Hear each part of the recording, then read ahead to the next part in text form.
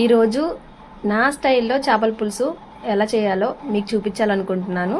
ముందుగా ఒక కడాయి తీసుకొని స్టవ్ మీద పెట్టుకొని స్టవ్ వెలిగించుకొని అందులో కొంచెం ఎండు కొబ్బరి, ధనియాలు వేసుకొని బాగా ఫ్రై చేసుకోవాలి.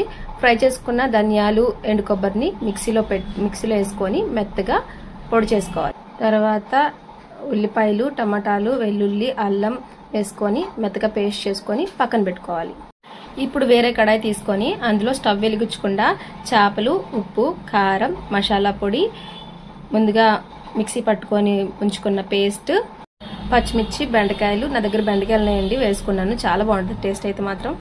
బెండకాయ ముక్కలతో పాటు క్యాప్సికం వేసుకుంటే కూడా టేస్ట్ చాలా బాగుంటుంది. నా దగ్గర బెండకాయలు మాత్రమే ఉన్నాయి, అవి మాత్రమే వేసుకున్నాను.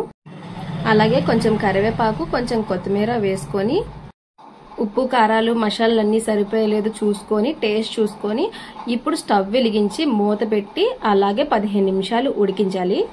మా సైడ్ అయితే ఈ టైప్ చేపల పులుసుని తోడతా తాలింపు అంటారండి. మీలో ఎవరికైనా నా స్టైల్ చేపల పులుసు తెలుసుంటే కామెంట్ సెక్షన్ లో కామెంట్ చేయండి. అలాగే మీరెలా ఏ స్టైల్లో చేపల పులుసు చేస్తారో నాతో షేర్ చేసుకోవడం మాత్రం మర్చిపోవద్దు. కరెక్ట్గా 15 నిమిషాల తర్వాత మూత ఓపెన్ చేసుకుంటే చేపల పులుసు అయితే రెడీ అయిపోయింది.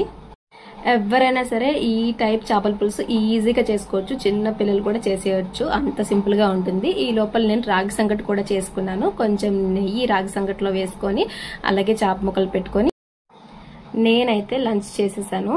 కర్రీ అయితే టేస్ట్ మాత్రం చాలా చాలా చాలా బాగా వచ్చింది. ఈ రెండింటి కాంబినేషన్ చేపల పులుసు చాలా బాగుంటుంది. మీరు ఈ సండే స్పెషల్ గా ఏమైతే తిన్నారో కామెంట్ సెక్షన్ లో కామెంట్ చేయండి. అంతే, రేపటి వీడియోలో మళ్ళీ కలుద్దాం. బాయ్.